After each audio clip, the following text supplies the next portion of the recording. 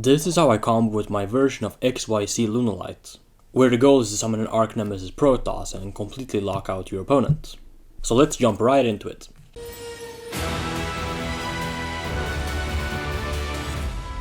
So let's say you open Gold Leo and 4 unknown cards. You start by normal summoning Gold Leo, attempt to use its effect, to search and discard Yellow Marten. Then you can activate Yellow Marten's effect to add a Lunalight spell or trap, and you search Lunalight Masquerade. You activate Masquerade, use its effect, to dump Silverhound to the graveyard. You use Silverhound's effect to summon a Lunalight from your deck. Here you activate Chick to dump Black Sheep to the graveyard by copying the name of Black Sheep, which is not too relevant right now. Then you can use Gold Leo's second effect since a Lunalight went to your graveyard, and you can add back the Black Sheep. Then you discard Black Sheep to grab a Polymerization. Here you can activate Polymerization to perform a fusion summon for a Lunalight Perfume Dancer. Now, you could use Kaleidoshik's effect to grab back Polymerization from your graveyard to the hand, since it went to the graveyard by a card effect. But what you're aiming to do here is actually use Masquerade's effect. Even though you have to discard a card, it turns your Polymerization into a Miracle Fusion once that turn. So suppose you want to play around Ghost Ogre and Snow Rabbit, you would do Shelling 1 Masquerade and Shelling 2 Perfume Dancer. That would grab you a Perfume from your deck to your hand, and add a Polymerization from your graveyard to your hand, and then you have to discard a card. But we opened with 5 cards, so we can easily do that. Here you can activate Perfume to reborn a Lunalight from your graveyard. You can bring back the Kaleidoshik, use Kaleidoshik's effect to dump a Leo Dancer from the extra deck to the graveyard. Then you can banish Perfume from the graveyard, discard a card from your hand, to add a Tiger. Here you can place Tiger in your Pendulum Scale and use its effect to bring back any level 4 Lunalight. Here you overlay the Kaleidoshik and the Gold Leo you just brought back into a Tiger King. Use his effect on summon to set a fire formation from your deck, that being Tenki, which you then immediately activate, grabbing you a Tiger. Then you link away the Tiger King and the Perfume Dancer into a Cross Sheep in your EMC. Here you activate Polymerization, and thanks to Masquerade you can banish fusion materials from your graveyard as opposed to using from your hand or field. So here I would banish the Gold Leo, the Silverhound, Black Sheep, and Leo Dancer. You want to leave the Chick and Marten in the graveyard, because those are the most vital names, and the Chick can dump you further copies of Silverhound and Gold Leo. And you keep the Perfume Dancer in graveyard, so you have a fusion monster to banish next turn to negate a spell or trap with Silverhound's effect. You're gonna put the Leo Dancer back with flag, so there's no need to play multiple fusion monsters just to facilitate the Liger Dancer, because you can readily recycle them in your combo. And even if they were to negate your flag or negate your Banshee in some way, you can shuffle back the Perfume Dancer with the Gusto Emerald, and thus you would also have a fusion monster for your Liger Dancer.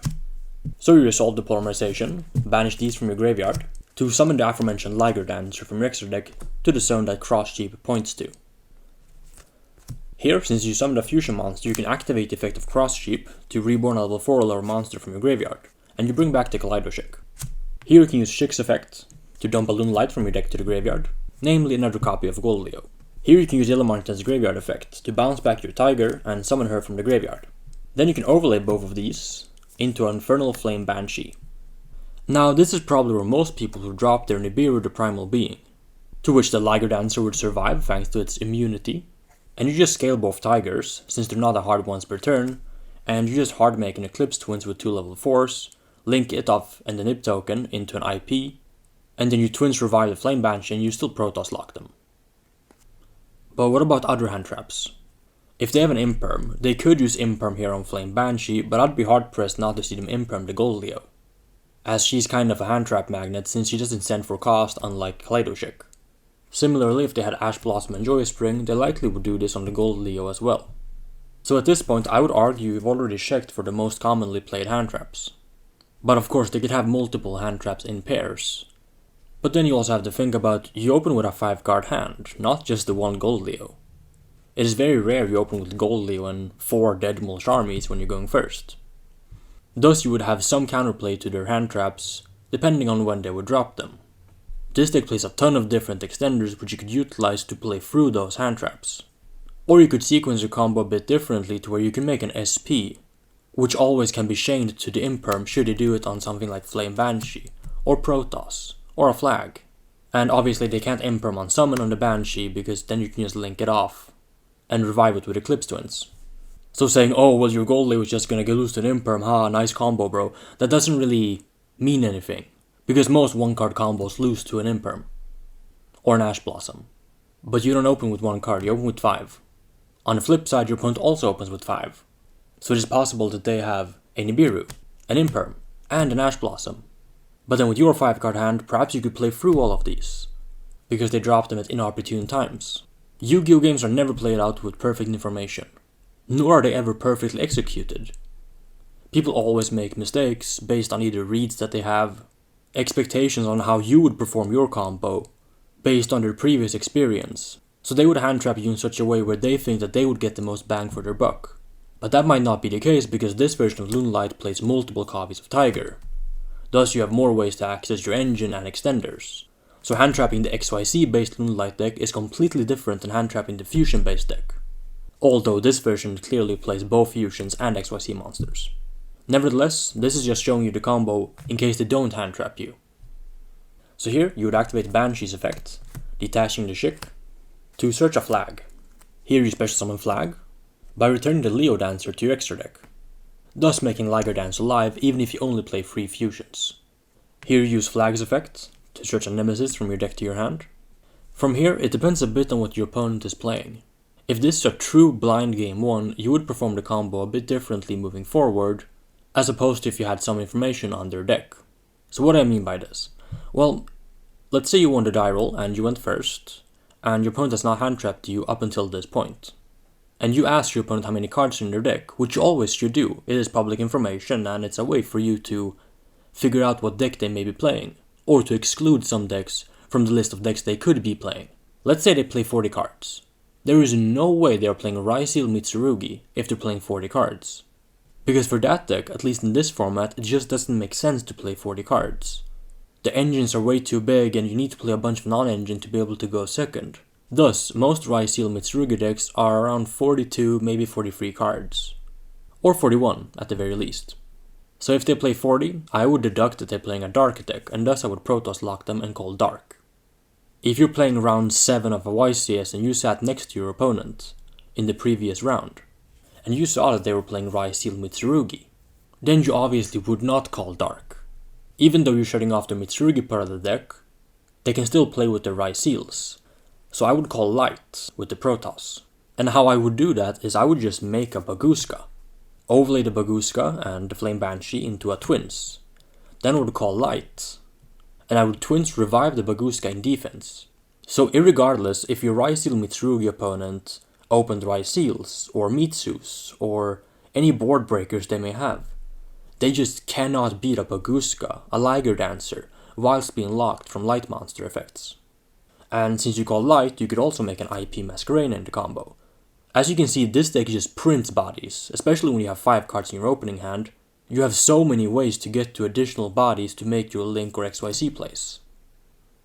Even here you can see these two make IP, Tiger make a rank 4. It's fairly easy to see how you can get to this, and this from just opening the Gold Leo.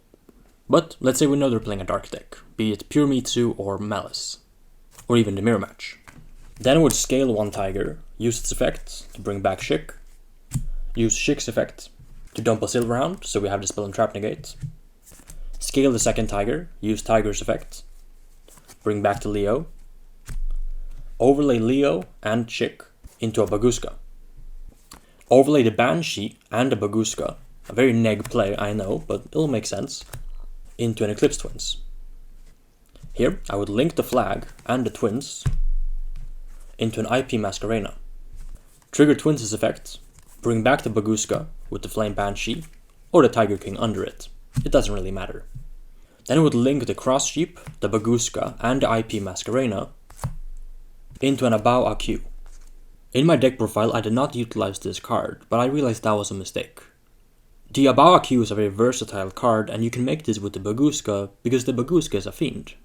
Number 60 to guard is also a fiend monster, so you can readily make the Abawa Q in your combo. And why this is so important is because this is one of the main ways to beat Ryseal, Mitsurugi, or any deck where they require a bunch of main monsters and they don't really go for link plays. So here I would activate Abaw's effect, discard a random card from your hand, Banish this until the end phase, and reborn a light or dark monster from your graveyard. You use it to reborn the Eclipse Twins. Then you summon the Protos, by banishing these, say, from your graveyard. Protos they call dark, so Liger is not destroyed because it's unaffected, Protos is not destroyed because it can't die by card effects, and the Twins is a light monster. Now your Malice or Mitsurugi opponent will be forced to pass back, since their deck is comprised purely of dark monsters. The same also goes for the mirror match. Orcust, should you be playing in North America and you actually have those cards, in Europe we do not, or any rogue dark deck you may play against. This is why the Protoss is way better when you're playing at top tables, or say locals, where you pretty much know what everyone else is playing. So why is this end board so good apart from the Protoss lock? Well, in the end phase, your Abawa will return to the field. This does not count as a special summon because it simply returns to your field. Similar to a Cypher Lord Omega or SP Little Knight, it does not get special summoned nor does it activate when it comes back, it just returns.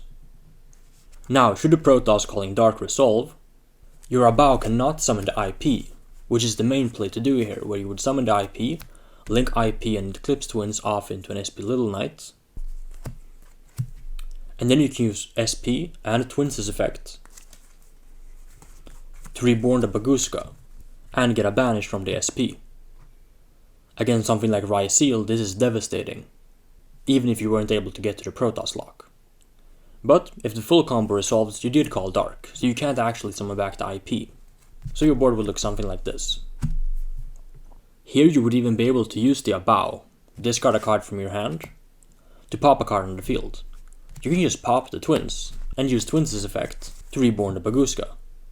And obviously if your opponent passes here, you just OTK them. You have 2 Tiger activations, a Marten which gives you another Tiger activation and a free level 4, and well over 8,000 on your field. So that was a lot to take in. Not only do you need to check for your opponent's hand traps, sequence your combo correctly, depending on the cards you drew, ask for their deck count if you do not have any knowledge on the deck they're playing, and understand what you can deduce from the number of cards they do play in their deck. I think most of you already know, if your opponent presents a deck that looks like this, they're playing that grass looks greener because their deck is 60 cards. But there is certainly some information to be had when they play 40, 41, 42, 43, 47 cards in their deck as well. Generally, the more cards that they play, the higher likelihood is that they're playing a pile combo deck.